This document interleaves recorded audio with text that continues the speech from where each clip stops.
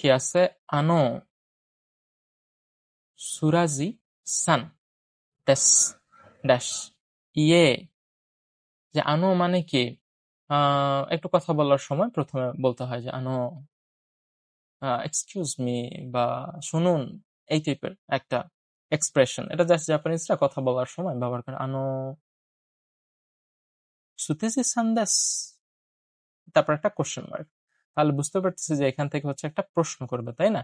এরপর বলতেছে কি যে ইয়ে না, ওয়াতাশি ওয়া রাদিন দেস, ওয়াতাশি ওয়া রাবিন, ইয়ে ওয়াতাশি ওয়া রাবিন দেস। তো এখানে সে না বলছে, তার মানে তাকে বলছে আপনি কি সুতেজি সান? বলছে যে না, আমি রাবিন দেস, যে আমি রাবিন। ঠিক আছে, তার মানে এখানে প্রশ্ন করছিল। যেহেতু দেশ পর্যন্ত আসছে, আমাদের প্রশ্ন করার জন্য কোনটা ব্যবহৃত হয়?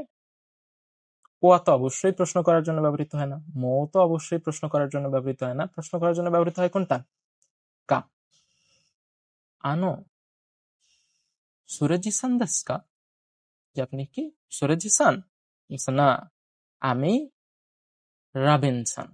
সান তো নিজের নামের শেষে বলে না যে আমি রাবিন। তো তাহলে এখানে কি হবে? কা, যে আপনি কি অমুক? না না, আমি তো অমুক না, আমি অমুক। ওকে, তো এখানে হবে হচ্ছে কা। এরপরে কি আছে?